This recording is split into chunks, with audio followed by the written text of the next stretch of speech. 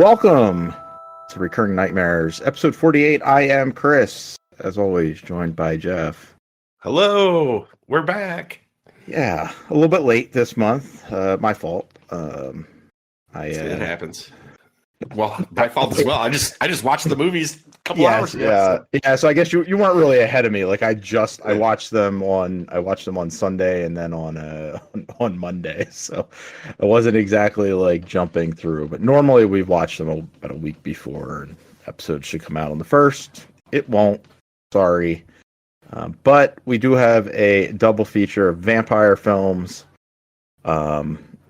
Specifically straight to video 1991 vampire films, and we will get to that shortly. But we watched a little bit, not a whole lot. I don't think either of us watched a ton. But Jeff, you have seen I know at least one new movie because you and your wife told me about it. So so strangely, since last time, I don't know, a few weeks now, I've seen a ton of things, like all the Oscar movies, a bunch of other shit. And I don't know how, because I've spent most of the last month watching The Shield. But yes. I'm not going to keep you here all fucking night telling you every movie I've seen. And so I figured I'd just stick to the two theatrical releases I saw in the last month. How's that? Sure. And the one that you hinted at, I'll get to first, I guess, which is Immaculate, starring Sydney Sweeney. The new hotness in Hollywood. Yeah, I was on to her before everybody. I just didn't know if it was safe to say. Like, when I first started, I've been watching her for a few years now. I'm like, does anyone else know that she's hot? Now everybody is on with the right wing. Apparently thinks that she's on their side, or I don't know what. Her boobs are on their side. Some sort of statement against woke. And I mean, boobs are boobs. Like I don't think it means anything, but yeah, I like her. I mean, I'm a fan of Euphoria, that's where I first saw her. But okay. But I was interested in this movie. Here's the I am not into the religious horror as much as I think you. Me, yeah, I'm into religious horror, yeah. But one, because of her, and two, because this was her reteaming with director Michael Mohan, who they did The Voyeurs together, the movie we reviewed. Yep. And I thought that was such a fun return of the erotic thriller with that gets really wild with crazy twists. And I'm like, well, I have to see what these two are up to next. You know, I know that this director gets genre and wants to deliver the goods, right? Mm-hmm. And they do. I thought Immaculate was a lot of fun. I think you will really enjoy it. You could probably guess from the title. But it's about a young nun played by Sweeney who she goes to, I don't know, somewhere in Rome or some convent, and things seem weird. She gets pregnant out of nowhere, and you know, things get weirder still. You think you know what's going on, but you don't. Okay. It's funny because my coworker, he said to me, he's like, yeah, it's a movie where she gets the devil in her or whatever. I said the same thing I just said to you. I'm like, you think you know that, but you don't. And I guess maybe that's a spoiler for me to say, and I won't expand on that any further. But I think it goes in a surprising direction. It has a twist that I think will I think the more religious you are, the more it could offend you. And there were people that were very offended by this movie on Twitter, and Neon, the studio, just put that as part of their marketing campaign. They were just taking quotes from people on Twitter who were offended by the movie. It builds to a really fun and crazy climax. Again, a pretty cool, kind of cheesy twists. Okay. That I appreciated. It has, some gory moments. It kind of again, this guy plays in a genre and he hits the notes you want him to hit. The thing is, at least for me, because I came into this like as a fan of the Voyeurs, and you remember how that like goes like later in that movie, it's like twist after twist after Yes. twist, and like how crazy can we make it? And I just, for me, I think for some people this movie does that, but for me it was just like, all right, you get the one twist, and then like you get this crazy finale, but I just expected it to go somewhere more, or like I just expected for like one more surprise, and I don't get that.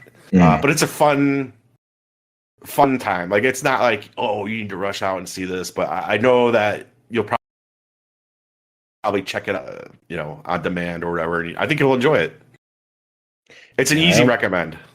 I almost left work early on Monday to go see it, and Late Night with the Devil, and just work just like overwhelmed me, and I just could not get out of there early. So it's definitely one that is on my list to check out, though.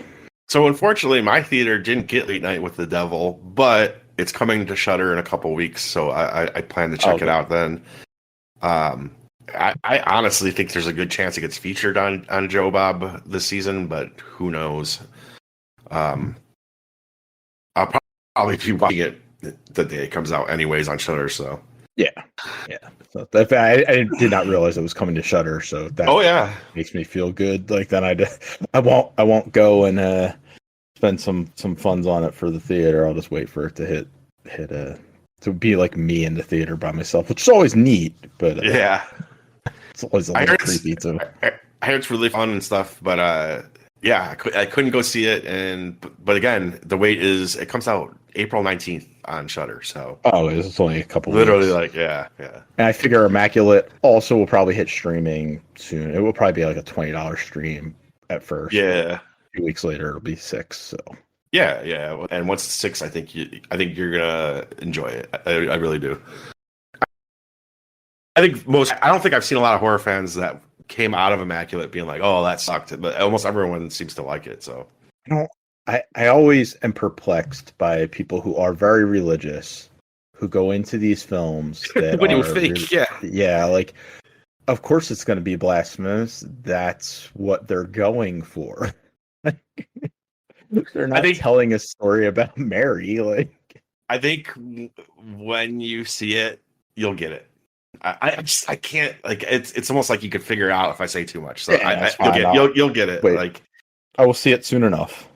You will know why people were upset by it. But I think most people who are horror fans were kind of like tickled by where it went. It's pretty fun. The other movie I saw came out like a week before Immaculate is called Love Lies Bleeding, which is like Google lists it as like a thriller / romance, which is that's what I would say. It's like a crime. Kristen Stewart, she's not really the lead. Like it's kind of her and Katie O'Brien are the leads. Okay. And basically, Kristen Stewart's living in this small town in the Southwest, and she runs a gym, or she's like, a manager of a gym. She meets up with this bodybuilder played by Katie O'Brien.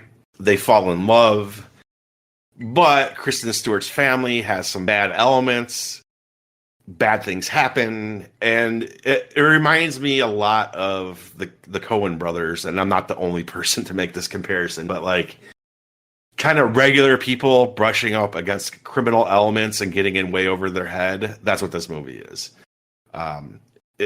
It kind of most reminded me of their movie Blood Simple from the 80s.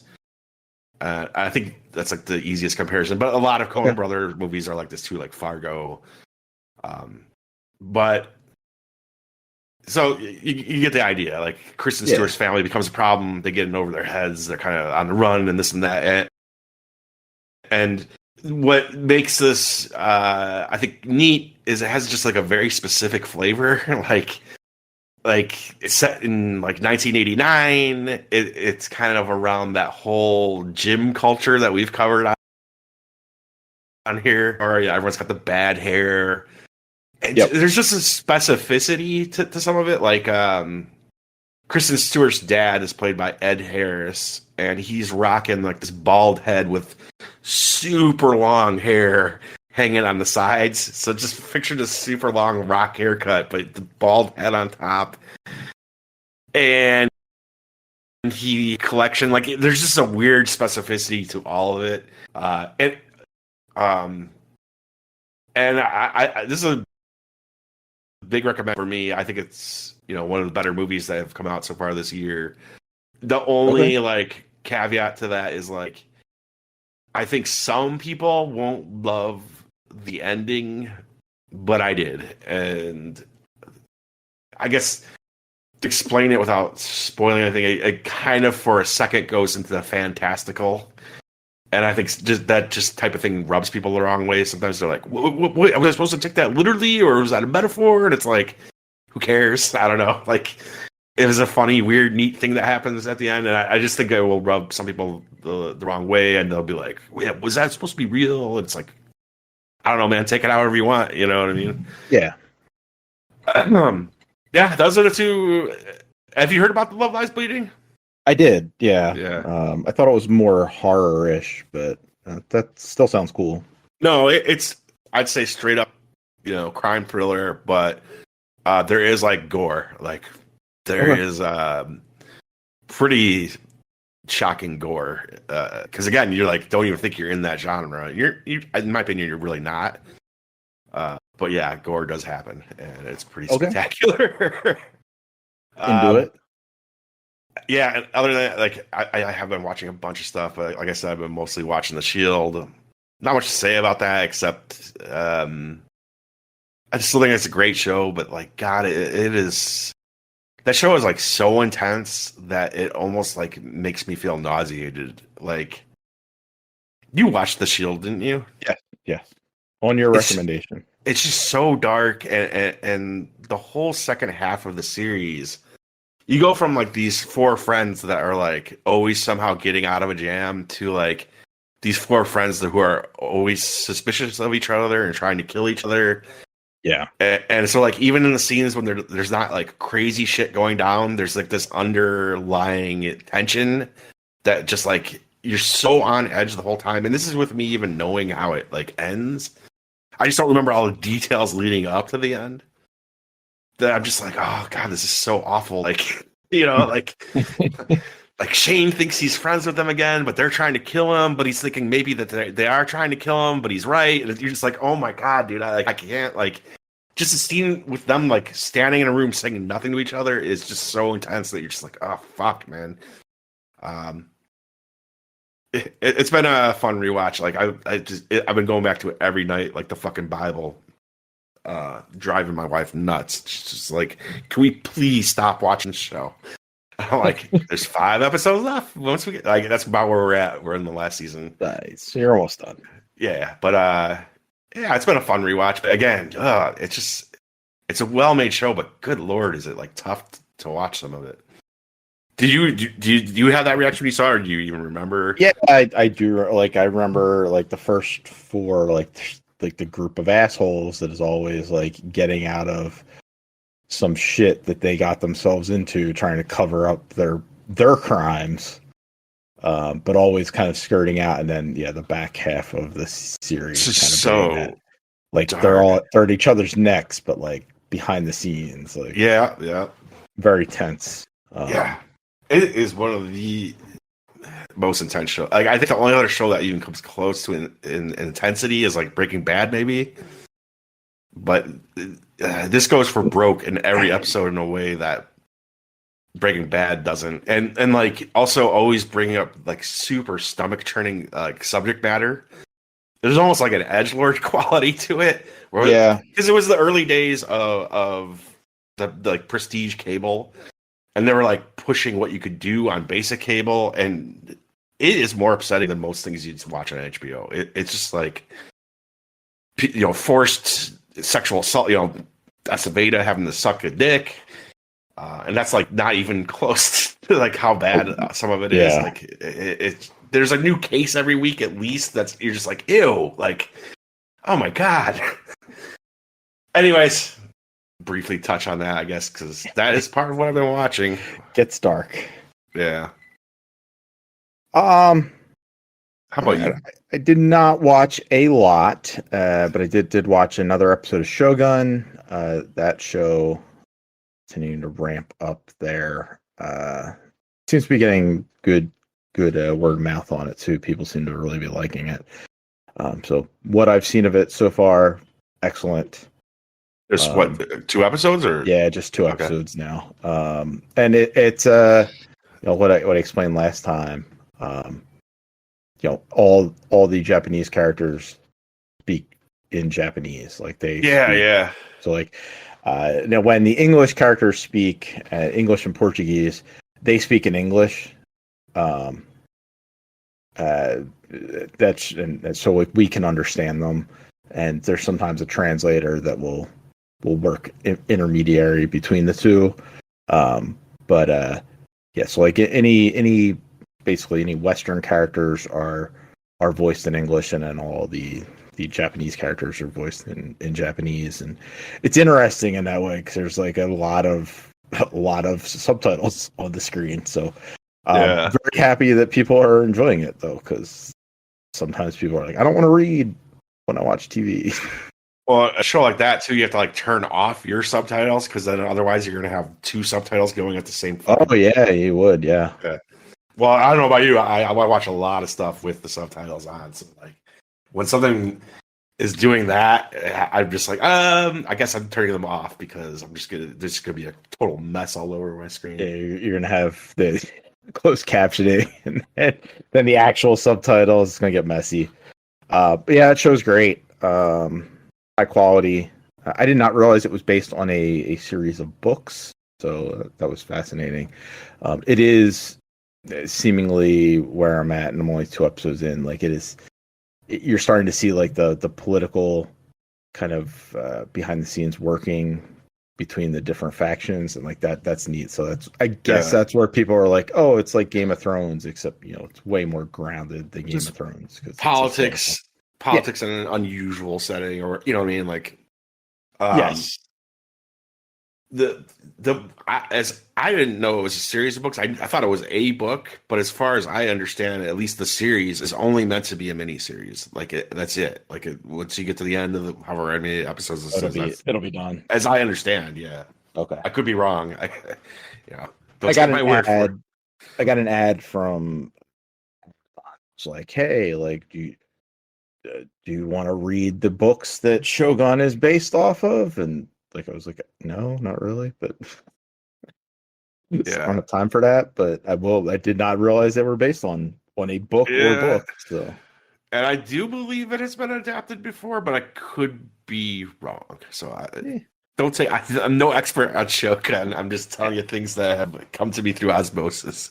This is it's very good television, especially if you are interested in kind of like the setting and that time frame of history. So I keep telling her we're gonna get to that.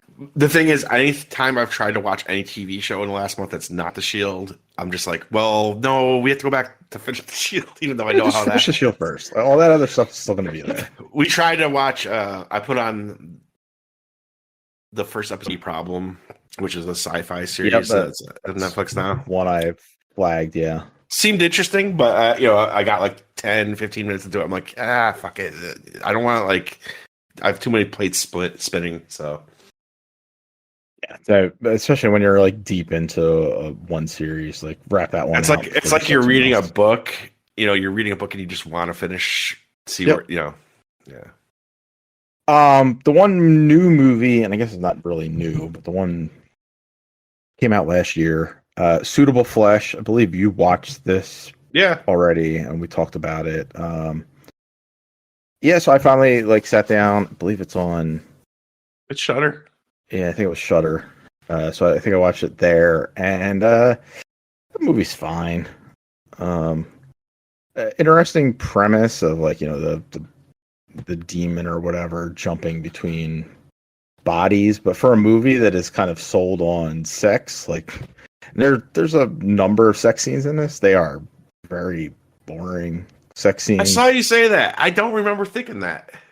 There's nothing. There's You know, Nothing special about them.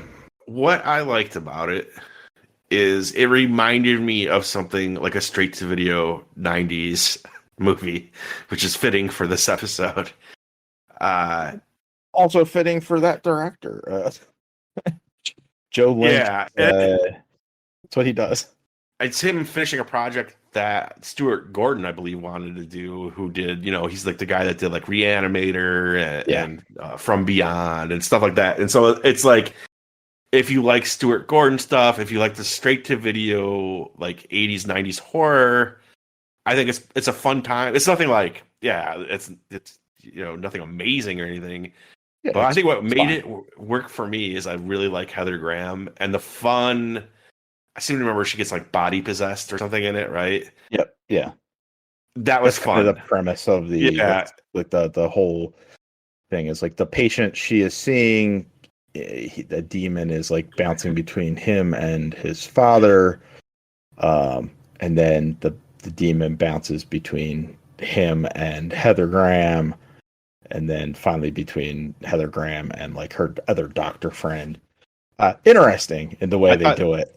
the fun of her playing this entity that enters a female body for the first time and experiencing that and enjoying it, I thought it was fun.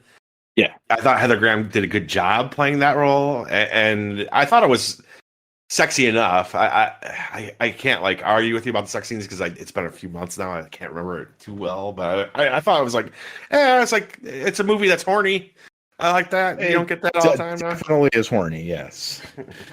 And I mean, but Heather Graham's like 50 years old. She still looks great. She's but, still like, pretty. I mean, I just ever since Boogie Nights, I'm gonna have a crush on her. So, but yeah, like she's not showing anything here, and I don't actually. I think she's the only one that has sex scenes in it. So, yeah. But anyway, like it was enjoyable enough based on a H.P. Lovecraft short story. It works, yeah, and I think as like a direct to video type thing, it's perfectly fine. It totally feels like a '90s direct to video, and that's not in a bad way. No, it's perfectly fine. I like direct to video, especially like that era. I mean, shit. We did Silent Night, Deadly Night 5 on here, which is direct to video. I love. I think I gave that at least a 7, probably. So, yeah. And I will say, like the film itself, like sex scenes aside, my disappointment with them, like it ramps up to a fun finale. Like, it with the possession back and forth between the two doctors, it's a good time. Also, very gory scene where her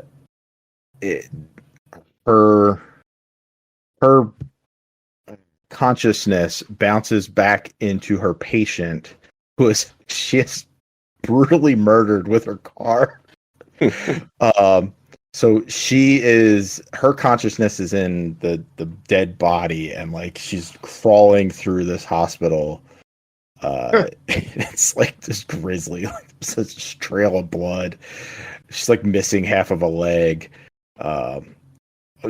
Clearly like face is all smashed in because the car's backed into this kid multiple times. It's a fun finale to that film. That's it for kind of what we've been watching. Brings us to our main event. A pair of vampire direct-to-video films from 1991. One is based on, not based on it. One is a long-running series that just got a new entry last year, Subspecies 5. So Subspecies is one, and the other one's Children of the Night. I think we'll start with Subspecies. sure. And move on from that because that's how I watch these. I did opposite way, just okay, just so people know. Okay. Also, before we start, can I say that I watch these under suboptimal conditions? For me, I like to watch them at night with a few drinks and not 2 in a row. And I totally forget that. Yeah. So take everything I Also, say with a grain of salt, I guess. did you end up having to watch Children of the Night with the link I sent, or did you find a There was version of it? there was one other version I saw on YouTube, but it had like weird dubbing with the credits where it would read the names during the credits, and I turned it off immediately. And also the version you had that had the subtitling, it had better sound, so I went with the one that you watched. Okay, so we'll get to the ridiculousness of that. It's hard to, yeah, it's hard. Yeah. But yeah, Subspecies. In the dark past, humans were their prey, and blood was their life. I'm Radu. Find him before killing begins again. Now in modern-day Transylvania, eternal evil has reawakened.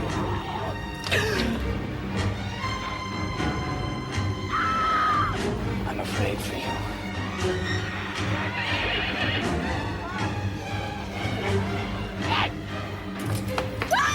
She makes me want again.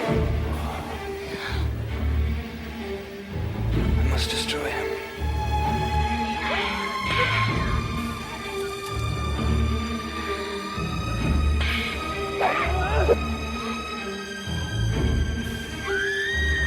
Subspecies. Starring Michael Watson and Angus Scrimm of Phantasm.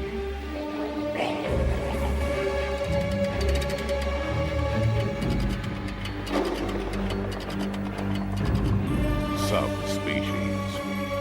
The night has fangs. 1991, directed by Ted Niccolo. And let's see, kind of like how to approach this one. As I said, direct to video. All of the films in the series direct to video. Full Moon features. Yes, Full Moon, who is kind of known for that. Like that's what they do. Yeah, absolutely. absolutely. Shit. Yeah. And maybe their most famous series is Puppet Master, but yeah. Yeah, so Subspecies is a vampire film. It follows these three college kids that they've gone to Romania. They're kind of doing a investigation or some sort of report research. On like Romanian culture and superstition and stuff like that in Romania. They meet up with this guy named Stefan. He's kind of like, this suave dude. And he's evidently like, he's also a student. He's studying some stuff at night, and it's a little weird. He's a zoologist. Yes. And like there's a castle nearby that is like, oh, there's myths about how vampire brothers live there, or vampire king lived there, and stay away from there, but also don't mess with the don't mess with the good thing we have here. We've traded off a life of peace to allow the vampires there. We gave them like a special stone called the Bloodstone, and they never have to eat our blood. So don't fuck with them. Like, just leave them alone. Okay, I missed that because I was like, at the end of the movie, I was like, what the fuck is this Bloodstone? Does it give them extra power? So you're saying... Yes, the Bloodstone is, they briefly, like so super. Hey, I know it briefly, did, but like I was like glazed over for a second.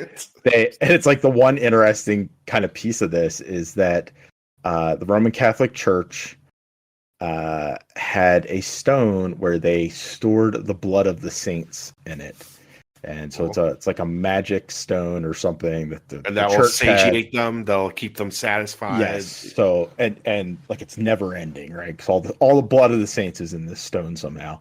It's like the size of a really big rock that you can hold in your hand. And yeah, so like the king has it. He was gifted it by the town who had gone. They went to Rome, stole this stone, gave it to him, and were like, "Hey, just leave us alone. Don't eat us." And he's like, sure, I'm in on that. That king is played by the guy it's who got plays Angus Scrim. Angus Scrim. Yeah, Yeah, he's the tall man from Phantasm. Phantasm, which we've talked about. I don't know if on this, but on Movie Dudes, we've definitely talked about Phantasm before. I think we did a series. Yeah, we watched all of them, didn't we? So yeah, he is the king. Actually, that's kind of how the movie starts. I think it should reverse. Movie starts with Angus Scrim, the king, sitting on his throne, and his son Radu shows up. Radu is he does not look normal. Like everybody else in this film looks normal except this dude who He's has like a monster vampire, like Yeah. there's the normal looking vampires and there's the yeah, he has like the long claws, the super big fangs. Like he looks like a monster. He's been banished, I guess, probably because he's a fucking freak. So his dad banished him, and he shows back up. He's like, "What the hell are you doing here?" And he ends up. Radu kills the king, and then that fast forwards to whatever. Stefan, the guy they befriend, is secretly the king's other son, so Radu's brother. And yeah, this film is just kind of outside of that. This film is really boring. There's not much going on. yeah.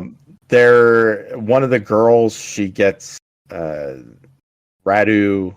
He comes at the middle of the night and he like bites her and infects her as a vampire, and she ends up being sick because, of course, that's how all these vampire movies work. Like she has the vampirism in her, and so like she kind of gets taken out, and ultimately she gets called to the castle, and she ends up there with Radu, and you see her boob a lot. Oh yeah, that's right. Like he chains her to a wall, and She's got like a tattered red dress or shirt on, and it's tattered just perfectly that her nipples are always showing. yes, it's just it's a perfectly. I mean, that's like a half star at least right there in its favor. Absolute perfect costuming. The thing that's important, I think, to mention here, though, is by the time this happens, it's like at least a half hour into the movie, where the first half hour is just these girls farting around fucking Transylvania, like doing nothing. Absolutely nothing. Like it's nothing going on. And up until and it's actually I think I time stamped it. It's over half the movie. Before Radu makes like this first attack, where he bites the one girl. Which is like, this is an 84-minute movie. You expect it to move, and like it does not. But because nothing happens in this movie, I agree with you. There's not to jump ahead, but there's like a scene in a cemetery where there's like this ritual happening, and everyone's dressed like they're from the fucking Wicker Man, and it's like fucking 5 to 10 minutes of like these people fucking dancing in front of the camera in their costumes. And I honestly was like, okay, they made this scene this long so that they could hit the 80-minute mark. Like that reason I could understand why that scene goes on. It is so basic in like what it's doing. You don't even really get into the whole like Stefan and Radu like are brothers and they're fighting over control here. Like it's all inferred, but it's not there. It's not told, not shown to you directly. A lot of lore. Yeah, they do have lore dumps. I'm confused by it though, because like they're brothers, right? And yes, well, the different mothers. They're half brothers. They're half brothers. Okay, so like this fucking sorceress or whatever the fuck married the king, right? Mm-hmm. They had a child, and that child was Radu, who was the vampire creature, monster guy. Yeah, I forgot what the king did with her. He somehow gets rid of her, right? And he remarries a mortal, like regular woman, right? Yep. And then he has a son, and that is Stefan. Stefan. Yep. Yeah. and that's like our main guy here. But our main good guy there, like he is vampire also, but I don't understand. Like he's like partial vampire, he's like half blood or some fucking bullshit. But I don't get how because like he doesn't have the mother's blood. Does that confuse you or am I crazy? No. Well, because he's the king is a vampire too. The king was? Yes, the king was a vampire. Okay. I guess that makes sense then. Yeah. So, the Wait. sorceress, yeah, it gets weird. So the sorceress, who seduces the king, and that's where Radu comes from. He They made just him more crazy. Like Yeah, they created more 100%. monsterful than like Jesus anything that the Christ. king would normally have. All right. It really like it was a sticking point for me because I'm like, why is this guy like he like acts normal throughout it, but like when it goes, the sun's come up, he's like, I gotta get the fuck out of here. I gotta go back to my. Yeah, which is another weird coffin. thing because this film is shot entirely in the daylight. Yeah. Even when it's nighttime, there's this scene. The girls are told, "Hey, like you don't want to be in the cemetery after nightfall," and so they, like, I don't know why you would go up there anyway. Like, there's no reason to, but they go up and take a nap in the cemetery, and then like they all wake up like, "Oh shit!" Like we As you overslept. do. Yeah. Like exactly as you would do in a foreign country that you'd never been to. Sleep in a And cemetery. you've just been warned out by the locals to not do such a thing. They immediately go and take a nap in the cemetery, and they oversleep, and they wake up and like, oh shit, it's nighttime, except it's full daylight. It's the exact same lighting that it was when you fell asleep. You're right. Not noticed, but you're 100% right. And Radu is like he's left his crypt and he's like sulking around and he like sees them as they're leaving the cemetery, except it's fucking daylight. What is going on? At another scene, Stefan is like chasing his brother who's going back to his crypt. And he hasn't fed or whatever, and the sun's coming out, and for whatever reason, Stefan's really weak. And again, still daylight out. So it's supposed to be nighttime because they're not supposed to be out. They're going back to their crypt before the sun comes up. And Stefan's like handler shows up with his coffin in a cart and drops him into it. And they're like, "Now it's daytime, and he can't survive out here." What the fuck is going on? It says no budget at all. There is a scene in the dark where the girls are running through the woods. Like, at least that one is lit dark. I don't know if it actually is dark or not. And they meet Stefan in the woods there.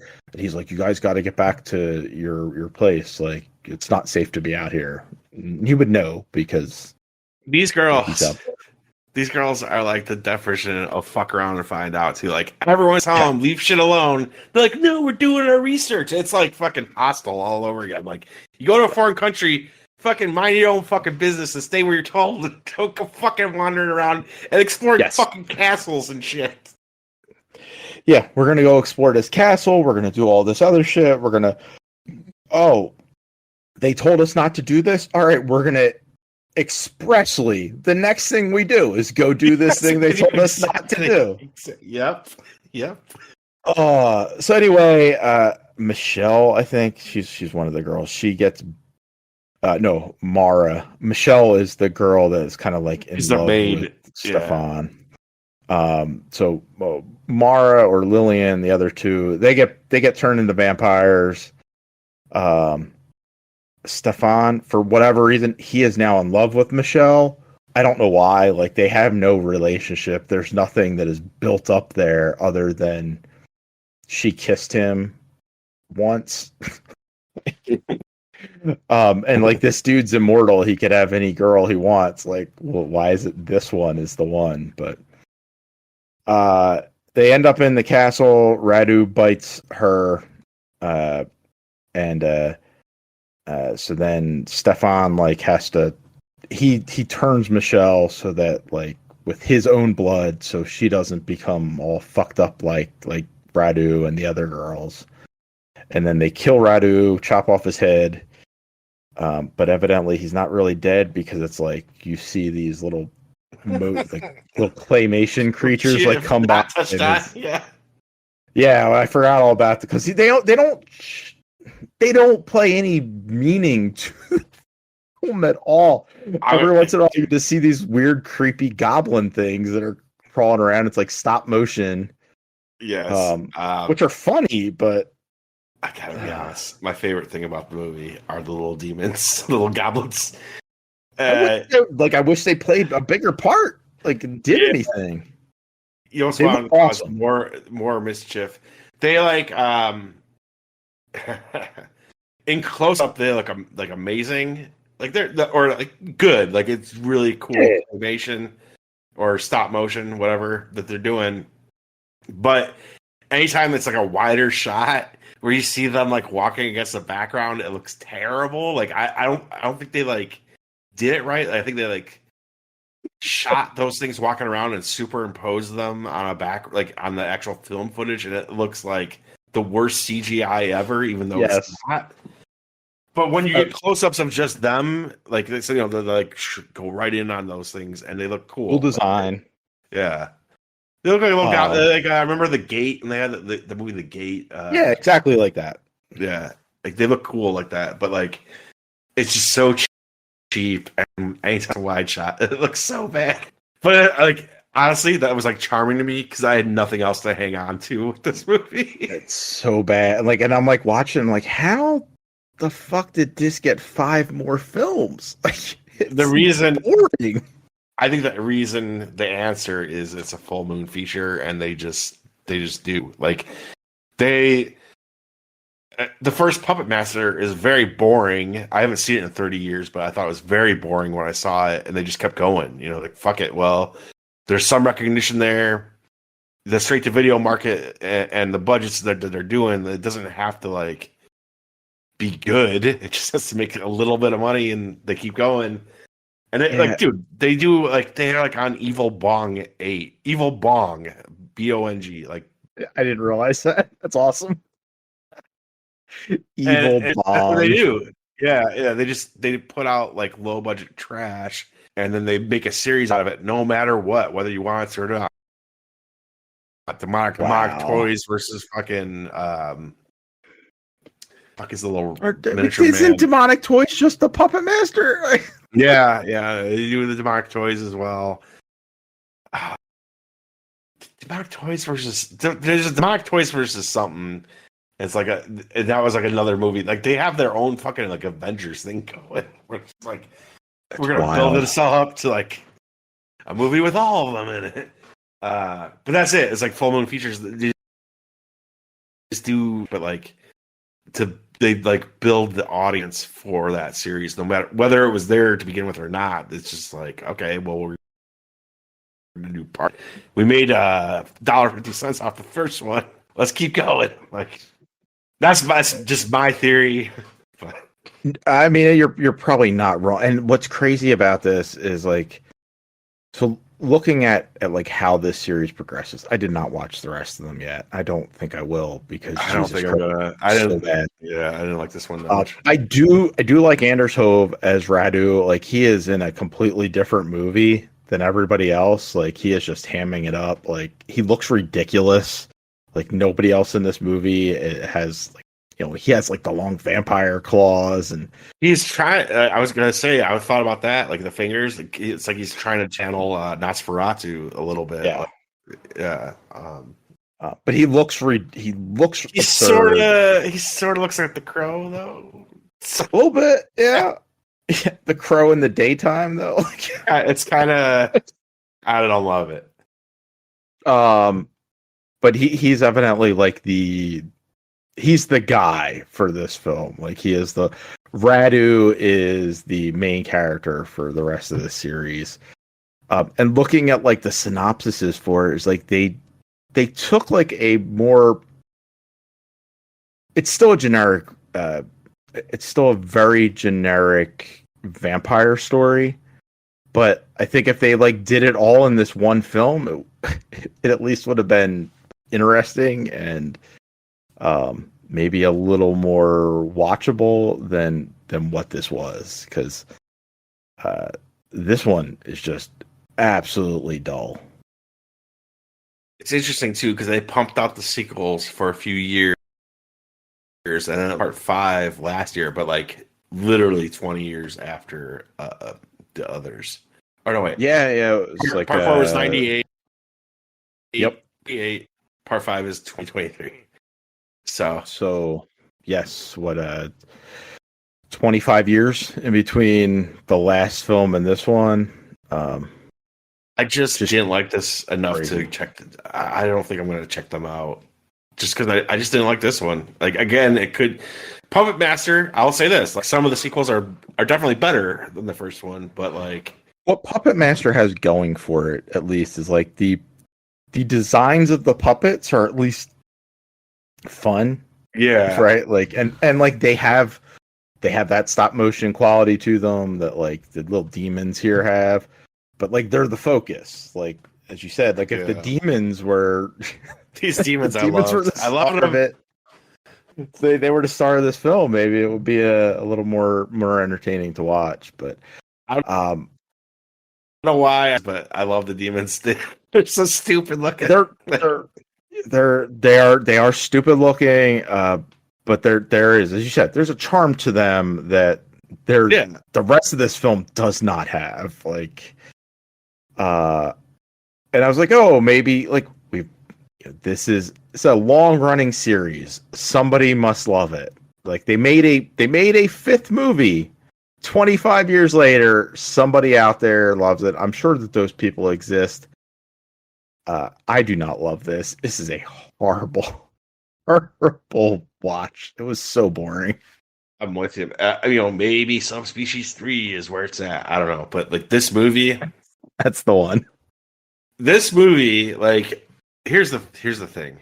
Even if it were like better than it is, it has an uphill battle for me because I don't like the vampire story being set in like the old timey, like Transylvania, old like generic Romania, Transylvania. I like when you take like the horror story and put it in modern America.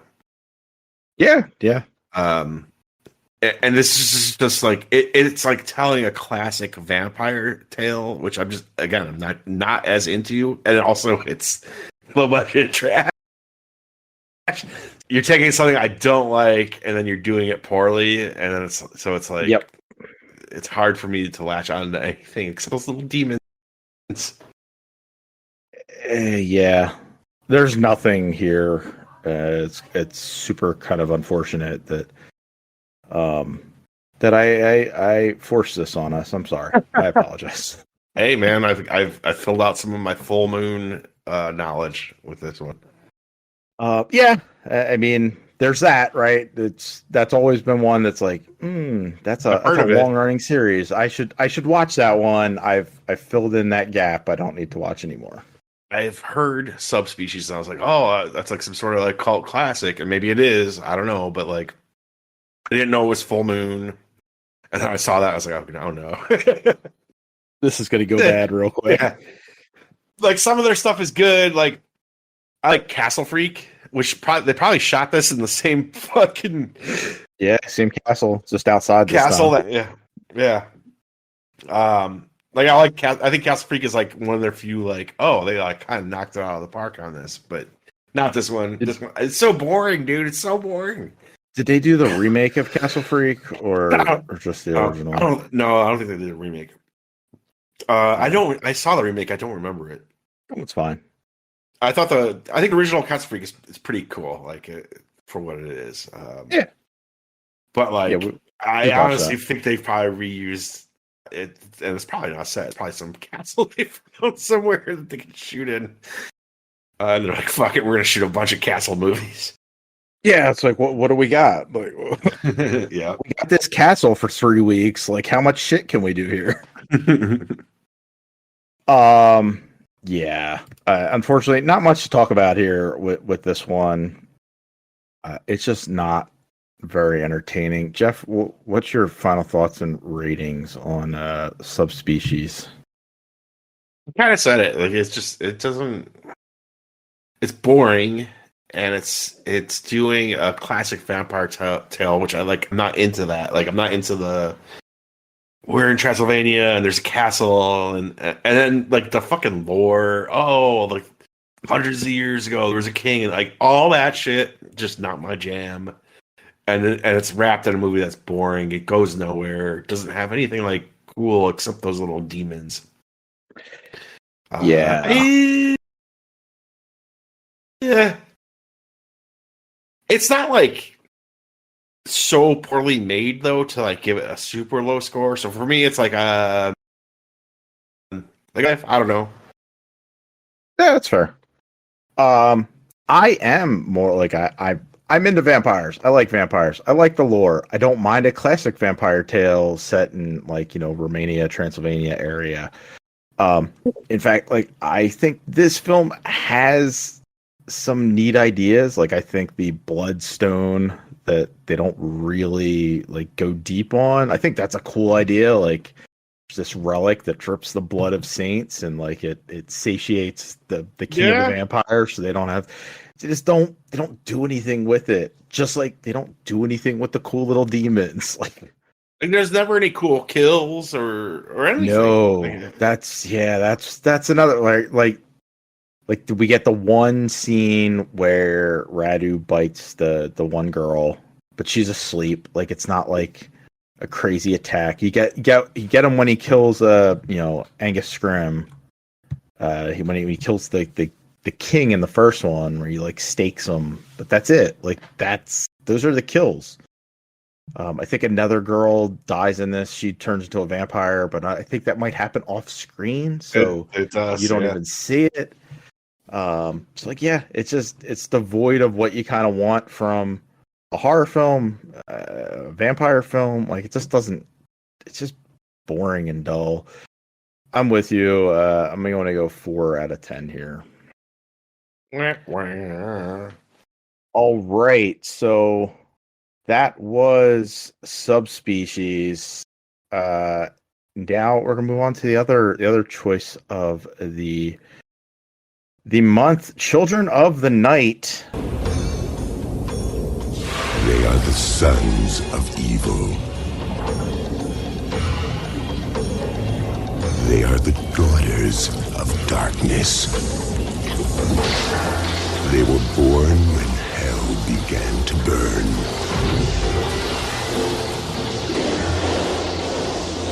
In the classic tradition of Nosferatu and Dracula comes a terrifying story of the undead and the innocent souls they must seduce to survive. But the only way to help them is to find the source of the vampirism. We are their prey. He is their lord. They are his children. Children of the Night.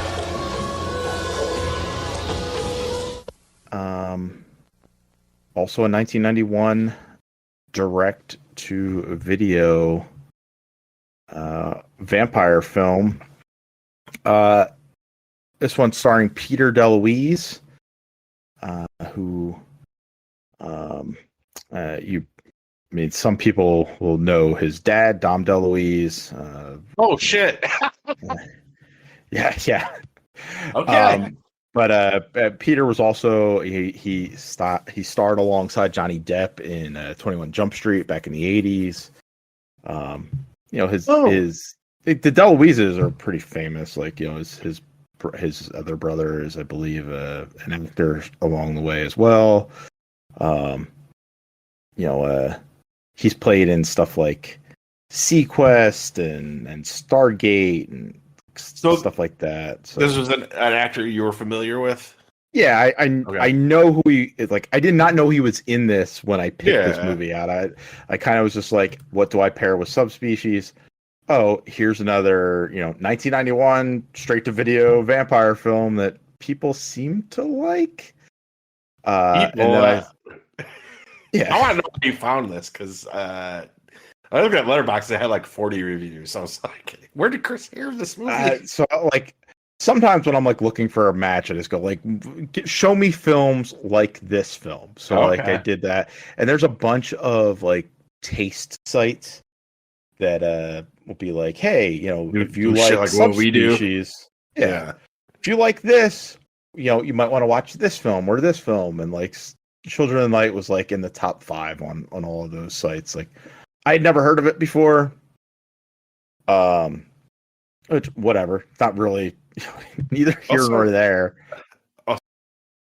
So Karen Black is the crazy vampire in this. She's the mom from Rob Zombie movies, like the House of a Thousand Corpses. Oh, Yeah, I mean, I knew Karen Black's name, but I did not realize that was her. who it Yeah, was. Neat. Yeah. So, like, they're the two big, like they're the two big people, I guess, in this film. they're not the MVPs though. There's one MVP. Are we talking about Garrett Morris? Of course, we're talking about Yeah. Garrett Morris. He makes the movie, man. He's phenomenal. We will get to him. It's a weird film, but I think way more fun than the last one. I hope that you had fun with it at least. Spoilers. I agree. I agree with you. I actually do agree with you on this, and I have a feeling we're gonna fall the same on these movies.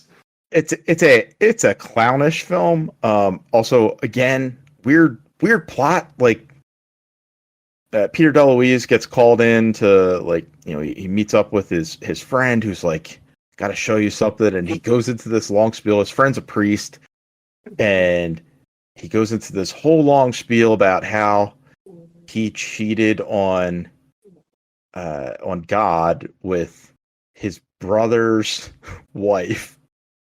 And it seems like maybe also the daughter of his brother is his daughter, not his brother's daughter.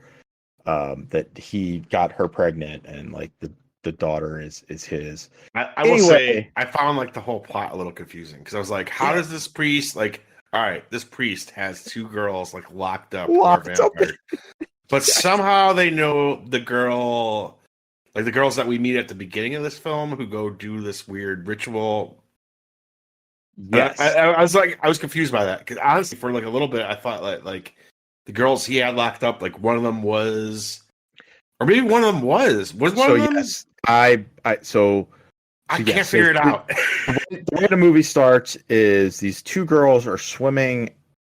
I don't know why they are swimming in the catacombs of a church crypt. They're all right. I'll explain this because this part I got, and it landed home for me because they are going off to college. They're like moving out of this small town or whatever where they're from, and they are going down. Now this is like, it's crazy, but like for whatever reason, they think if they go down this church's crypt that is flooded, that they could like wash the dirt of their town off them so that they won't be drawn back to it.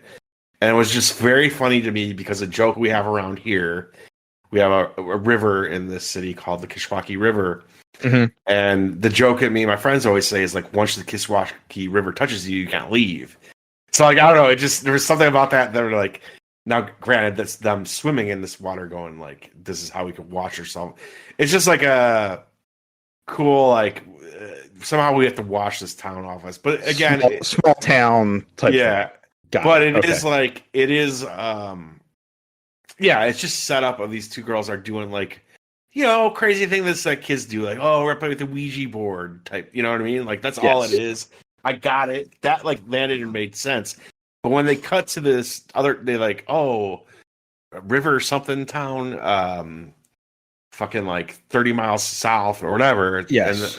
And they're like, there's this priest and he has these vampires locked up. I'm like, how do they connect to what these girls, like, I was like very confused. So does he have one of the girls or no? I'm trying to see. He has a blonde girl there, and then there's like the monster one that's played by Karen Black. So yes. So the girl that gets bit in the crypt, Cindy, Yeah. is the daughter of Karen, the mom vampire, Yeah. that is locked in the attic. So Cindy and Karen are locked in the attic. I guess Cindy escapes. She goes home. Okay, Lucy's friend is one of the girls in the act. Like, Yeah. I wasn't wrong. Okay, I just found it confusing. I don't know if you did also, but I I did was like, too. okay. Because they keep It's not going well back explained. to the priest. They introduce Mark, Peter DeLuise's character. He's just a school teacher. He's a friend of the priest. He went to seminary school, but was like, I like girls. I like sex. Yeah. This priest thing ain't for Like, me. great shame. Yeah, so like I had to leave. I had to leave the church, and I just became a school teacher. And so his friend, Father Frank, calls him in. It's like, hey, gotta show you something. I got a pair of vampires in the attic. And then he's like, you need to go to this small town and like help them out because like, you know, there's this girl, and I think she might be in danger, and you got to go save her. Not sure why he needs to be the one to do it, but sends them off. Somebody knows, friend, but like he is of like the priest here is of the belief that there's like a lead vampire in that town, and if they're killed, then of course like the regular people will return, including the girls he's got in his attic or whatever. Yes. Right. Okay. Just trying to get my bearings because I was a little lost. Now, granted, I was like, again, I'm like rushing this afternoon as I was doing a billion things. I was like folding laundry, and I was like, did I miss something here? What the fuck is going on? Well, additionally, this movie was available to watch on streaming services when I picked it. I believe it was on Tubi. At some point in between when I picked it and we watched it in the last 2 days, it disappeared off of there. So when I went to go watch it, it was not around. I ended up having to find it on YouTube. You cannot rent it. Yeah, I tried to rent it. It's not available. Like YouTube was where I found it. And just for the record, there are a million Children of the Night movies. We're talking about the 1991 one, which you can watch on YouTube, I guess. Yeah, produced by Fangoria Films. Yeah, starring Peter DeLuise and Karen Black. Yes, there are a bunch of other Children of the Night movies. I almost rented the wrong one. I was like, no, this ain't right. Yeah, there's one from 1994 or something like that. That's in Spanish or like is like takes place in Mexico or something like that. There's one very recently, also called Children of the Night. Also, I think a vampire movie. But not this. This is the one we're looking for. Very hard to find. This is what you want. It's like impossible to watch. I can't believe this doesn't have like a Vinegar Syndrome release at this point. We'll get into why I think that soon, but like I'm kind of surprised that this is not cult status. Yeah. So anyway, back to the plot here. Mark goes off to help Lucy. He tracks her down, goes to her grandmom's house. Her grandma's, oh, she's fine. She's not here right now, but she's fine. And turns out her grandmom is a vampire. She has locked Lucy in the closet and had incapacitated her. Mark frees her. They think they kill the grandmom. Which, by the way, I think with a golf club to the head. Yeah. Yeah. Okay. I saw how you kill a vampire, but okay. But more fun than anything that happened in Subspecies. This entire scene with her attacking, like it's goofy, kind of over the top. And then Peter DeLuise and this teenage girl, they leave, they escape in the car, and he's like speeding away because he's like, "What the fuck is going on?" And they get pulled over by a cop. I thought this was a funny scene because he's like trying not to act weird, but he's like, "Yeah, we're just like, you know, out for a ride, me and my girlfriend." Like, dude, you look like you're 40 years old. She does. The cop says it at some point. She's like, date someone your age? Yes, it's hysterical. And she specifically says that the girl's a minor, and she's like, just I'm gonna take her and take her home. You just date someone your age. Like, hey, dude, if you think he's like fucking some fucking minor, like, isn't that like a crime? I don't know. Right, It's like- it's 1991. Who cares? She's like, you need to. I'm gonna take her back to her grandmom's. You need to drive that car that way and do not turn around. And by the way, the whole time I kept expecting the cop to be a vampire, which she does become eventually, Yes, but but she's not at that time. at that time she's not. I don't think. No, she's just like she's super goofy. And we should mention this, like, her performance is super, super goofy and over the top, and it's like that's Fun. kind of like everyone in this is doing that. Yep. Officer Gates, Josetta DiCarlo. She is like everybody is in their own movie here and just like hamming it up, and like she's delivering lines that are just absurd. Like she's going into life story to this teenage girl about how her husband's shithead and like he's a country bumpkin and she just wants to go back to the city. This fucking town sucks. And then she like drops this girl off back at her grandmom's. Is like, hey, yeah, here she is. Like, like the girl's like, you cannot leave me with this woman. she's bad. Please don't do this. Get the fuck inside. And she gets attacked by like somebody off screen. Like we see her get hit in the head with something, but that's like the end of her until she becomes a vampire.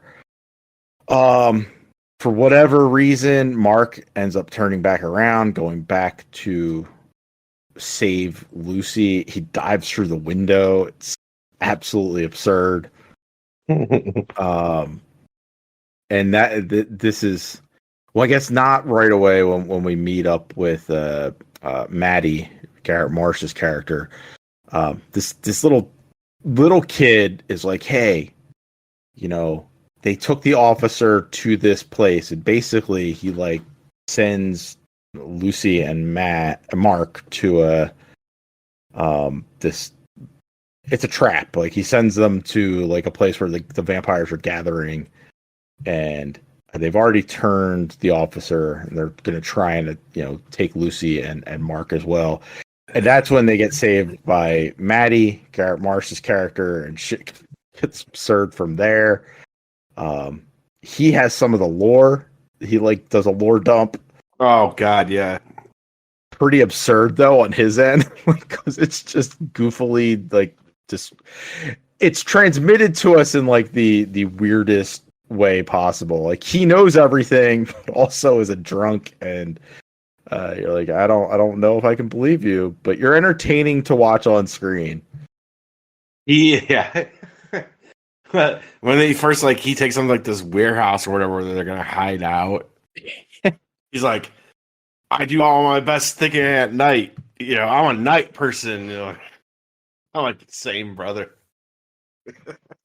It's like, but maybe like we're in a vampire film. Like you kind of seem like you might also be a vampire. You're taking these people to a secluded place. They don't really trust you. Yeah, I guess that's a good point. It's kind of funny. But I kind of laughed. I kind of laughed where he's like, I'm a night person. I come alive at night. Yeah. I'm like, yeah, me too, dude. Fuck yeah, dude. You're like my hero of this movie. By the way, the little kid that is like not a vampire. Yeah. Right? The familiar. He is, yeah. Yeah, he's like kind of like controlled by them or like a servant of them. Yep. He gets fucking staked by them. Yes. Like, hell yeah. Fucking kill that little fucking shit. Oh, yes. This film has way more, has way more kills than Subspecies did. And they're entertaining too. Like, they're stupid. Yeah. They're absolutely stupid, but it's bad and it's stupid. But I was like, I was not bored. I got bored kind of because it is like low budget, cheap, total garbage, but like there's something to this. So, anyways, go ahead. Somebody's having fun. Yeah, like somebody had fun with like the script, and they got people to just buy into the ridiculousness of it. things happen. Yes, which is a There's major things- major thing here that puts it above. Improvement. Yeah. Ultimately, like Lucy gets a kind of she gets taken into a church, which is weird. Like I thought it was a church, maybe it wasn't a church, I'm not sure. But anyway, like she gets taken in, like the big vampire is gonna come, and this is where Maddie and his truck with a giant glowing cross on it. He's just driving through town mowing vampires down. He ends up flying through the door and saving both Lucy and Mark. And I guess you go straight to the end. He impales the fucking vampire. Is that what you're talking about? Yeah. When he impales a vampire with his car. That's a star. That's a star right there. Like that bumps this movie up by like 1 point. Dude drives a fucking giant creeper van with a fucking cross bumper sticking out of it and impales a fucking vampire with this giant cross. Also, when they're driving to all this shit, dude, I fucking died laughing. They're driving to this shit, and he's driving, he's drinking, he's like swinging on a bottle. Yep. Artie looks at him, he's like, "What does he say?" He's like, "Dude, do you realize what we're trying to do here?" He's like, "I'm right there with you. I'm just trying to loosen up for vampire combat." There's so many funny, stupid lines like that from him. Yeah, every time he opens his mouth, it's near perfect. It's gold. It's like B movie gold. Like this guy knows exactly what he's doing. They knew exactly what they're like. It's just perfect. It's a perfect B movie guy, like the drunk guy that's gonna save the day. I think Peter DeLuise is cast nearly perfectly as he's good too. Here, yeah, because he's playing it as straight as possible, but he is just a goofy looking dude. Like, so it's not really believable. Well, it's like what's awesome about this movie is like it has a sense of humor. Like it is not taking itself seriously. It is purposely putting in funny things, but it knows the way to do that is to play it straight, to play it as this is 100% serious. The stakes are as high as could be. Like it's not winking at you ever. It's just like someone's so stupid. You're like, that's fucking funny, but you know, like the movie was in on that. They know, like the movie is aware of that. Also, when he's fighting the dude in the big church, he goes, "Let her go, you big dumb ugly fuck." Yes. Great line. I guess what we kind of like have forgotten about the priest and his two vampires. They're stuck in his attic, because they're kind of inconsequential to everything going on. But the daughter vampire stakes her mom. I did think some of that stuff was interesting, though. That like each vampire goes to sleep in a different way. So like the girl because she was because she was bit in the water. So like and ultimately she would have drowned there. Like her crypt is a bathtub full of water. Her mom, for whatever reason, creates a cocoon around herself, like super gross looking. Some like interesting ideas. There's something weird about their lung. There's something weird about their lungs, where like some of them are like had their lungs out because they couldn't work on the inside of their body. Like some kind of interesting ideas at least there. Yeah, it's not. It's trying to do something different as opposed to like just straight vampire shit. Even though none of it matters because it's a goofy film. It is. It's garbage, but it is. There's something. I don't know, man. There's garbage. This is a fun B movie. Like this is. I mean, we have a friend Earl that watches like shitty B movies. This is one that I would suggest to him. Like you should watch this on a Friday night. I would recommend it to him. I'd recommend it to anyone that's a fan of The Last Drive-In. This is something Joe Bob would show on The Last Drive-In. It is that bad, but also there's just enough to it. I guess. Yeah, it's entertaining. Yeah, it moves. Things happen. I think, like you said, like Like there's maybe a couple bits where it's like, all right, just get moving on it. Like it's When they get to the warehouse and he does the expedition, the dump, Yeah. it is a little like, all right, it slows down for 5 minutes, but like for the most part, it kind of moves. Yeah, like outside of that, like it's you're moving from from set piece to set piece.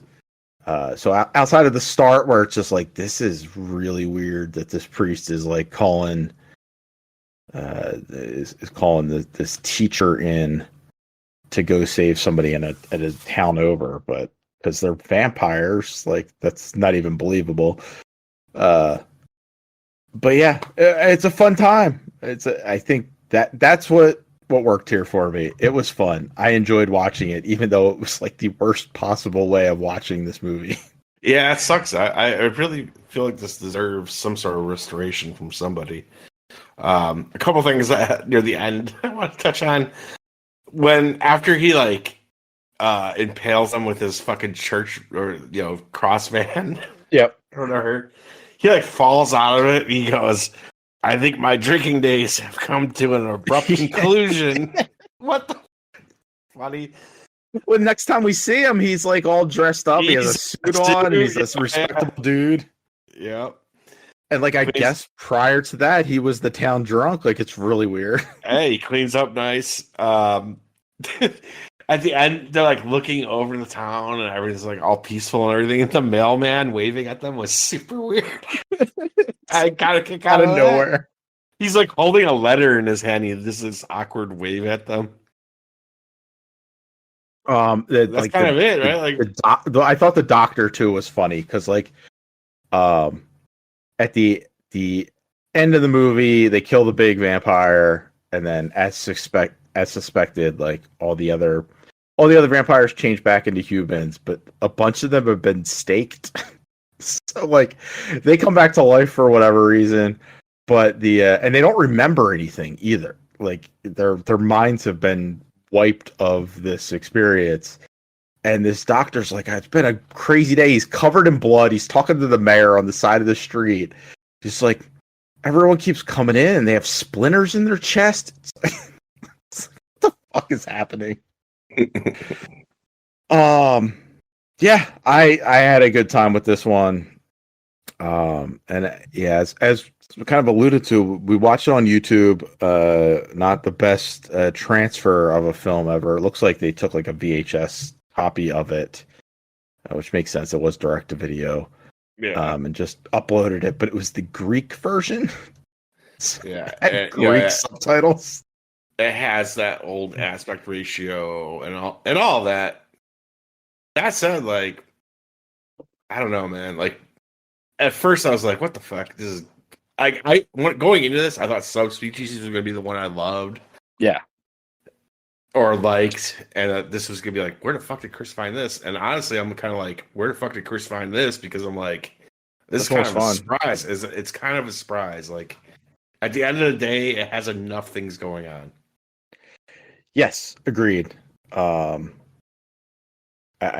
honestly cannot tell you where I found it. Just one of those things. Like, what do I pair with this series that I've been meaning to watch for a while? What do I pair with it? And it ended up being that movie that like the internet suggested to pair with it is the better film. It's the more fun film. And I do kind of wish there was a way to, have a better version of this film because I could see myself like sitting down with some friends, like, and you gotta see how stupid this is. Like, it's a fun, stupid time. Like, watch this dumb movie. You remember Dom DeLuise? You remember his kid that was in 21 Jump Street? Like, I got a movie for you. And yeah, restoration with some better lighting. And actually, I didn't think the sound was awful. Just fix, do what you can with it. Like it could look better than this. This is a VHS rip. Yeah. Most likely. Other thing, before we get into kind of final thoughts, I thought the vampire design here was pretty decent. Like they all looked a little bit different. I don't know if you caught this, dude. It's K&B effects. Oh, really? Yes, dude. This is so. These are the people that did like The Walking Dead, Greg Nicotero, and very famous makeup artists and stuff. Now, this Yeah, was in the early days, and they had done bigger stuff than this. Like I think they got started on Creepshow too. I want to say, and this is them. So I noticed that right in the opening credits. I was like, well, at least I have fucking KB effects, and you can see that in the monsters there's vampire effects that happen. Like the effects are actually good. So I was like, very yeah, like like I knew I was in good hands when I saw that, but I was also like, man, how the fuck did they? Well, they're just starting off. it's great. Like I thought that stuff was really well done. So props to them early Now you on. know why. Now you know why. Yeah.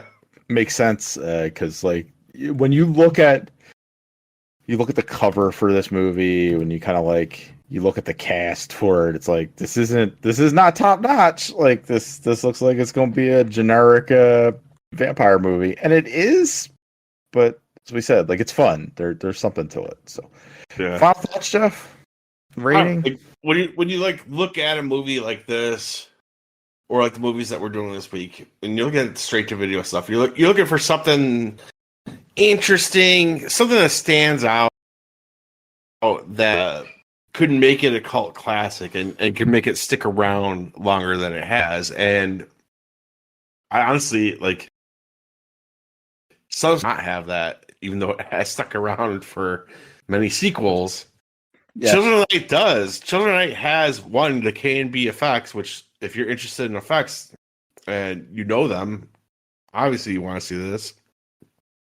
The movie's like very silly, but it plays everything straight, which makes it funnier. It's perfectly fine, like straight to video movie from that video store era. Like it's one of those movies you find on a shelf, and it's like I found a gem, and I'm kind of surprised that you found this gem because like I don't think other people have found this yet. Like. You show this to enough people. If Joe Bob showed this people, this shit is getting a fucking Vinegar Syndrome release. Like, there's tons of bad acting in it, but fun bad acting because it's funny. They say funny lines. Yes. Like I had like honestly, dude, like the preacher or not the drunk guy or whatever. Once they hook up with him, you're gonna be having a good time. Like so. Hour and a half movie. Once you get about maybe 30 minutes in, it is a lot of like fun for what it is. Rating. I'll go like a 5.5. Okay. Yes, similar to you. I think if you can get past the maybe a little bit too slow intro. Yeah. And once you get to Lucy's house, when he meets up with the grandmom who's the vampire, and that reveal happens, from there it kind of just takes off. It's nonstop stupidity from there on out, and I think it's a good time. For the most part, I enjoyed it. I was honestly super surprised. I think I went in with the same expectations you did. Mm-hmm. Subspecies, cult classic for whatever reason. Like that's gonna be the one I like. This is just the extra movie we have for this month. Yeah. And I was like, shit, this is fun. This was a fun movie. I had a good time with it. I hope maybe somebody like Joe Bob does pick it up and helps get it restored in some way. Yeah, it's so hard to watch right now. Which is crazy because a month ago it was available to watch. I don't know what happened. Maybe somebody bought up the rights to it, and those rights always are moving around. Yeah, and maybe somebody's working on a re-release, and we're gonna get one, but not right now. So you'd probably have to you search on YouTube. It's also, I did find a copy on the Internet Movie Database, not Internet Movie Database, the Internet Archive, which is like a online library. There's a copy up there. I can't speak to its quality, but it's there. Oh, the same. Yeah, a good fun time. I am gonna go 6 out of 10 here. I enjoyed it. I would watch this again with friends. If you're looking for that straight to video 90s horror, this fits the bill, and it has some treats for you. And I think that puts us at Children of the Night as our pick Yeah. here over Subspecies. I did not do a poll because nobody has seen this movie, so I was like, what? Yeah. People are going to pick I- Subspecies, and that would be Yeah, a bad exactly. choice. Yeah, and I'm happy. Yeah, nice find, dude. Like again, nothing amazing, but it's nice find. Yeah, I am quite happy with this one. What do we have for next month, Jeff? It's your choices. Chris, you've been on vampires all year. I have. I don't know how long I can continue that, but I'm gonna take us to two Frankenstein movies. okay, all right. We're gonna do Frankenhooker from Jesus. from 1990, Okay. and we're gonna do Poor Things from Oh, shit. 2023. All right. So you went where when you said we're gonna do Frankenstein, I was like, oh, shit, maybe we're doing Poor Things. When you started out with Frankenhooker, I was like, I don't know where he's going with this. Have you seen them both? I have not. I've seen these both. When you see them both, you will get it because Okay. they're basically the same movie. All right. One is an Oscar-winning film. where the lead actress won Best Actress, but okay. And the other is Frankenhooker by Frank Frankenhooker, Miller, who gave us Basket Case and Poor Things is available on Hulu currently. Where Yes. where can we find Frankenhooker? usually it is on Shudder, and if it's not on Shudder, it is usually widely available. Okay. So if it's Like not in terms of like on you could, at the Tubi. very least you could rent it. Sounds good. Yeah, but yeah. it's on Tubi, it's on Pluto, it's on Fandango. So it's out there. Yeah, Frankenhooker is not hard to find. I just spoilers. I've seen both these movies. I think they're fun, and I think it'll be a fun episode. I don't know how you will feel about both of them, especially Poor Things, but I'll just spoilers right up front. I find Poor Things to be very, very funny. I do love Emma Stone, so at the very Okay. least, it has that. Oh, then you got to see it, and well, you're gonna see it, but yeah, dude, I was dying laughing at Poor Things. I'm kind of excited to watch it again, even though I just saw it a few weeks ago. I was like, we're doing a Frankenstein episode. That's it. I mean, I have been cursing you with vampires the last two, so That's true. Hey, but at least you're keeping us true to our roots and doing pure horror. These are more horror comedy.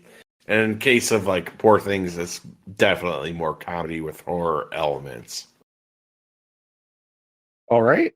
Well, interested to I watch hope you both. enjoy. Excited to see Poor Things. So Yeah. Yeah, I hope you enjoy it. I like kind of love it. okay, good. Yeah, we'll be back next month with Frankenhooker and Poor Things. Get ready, guys.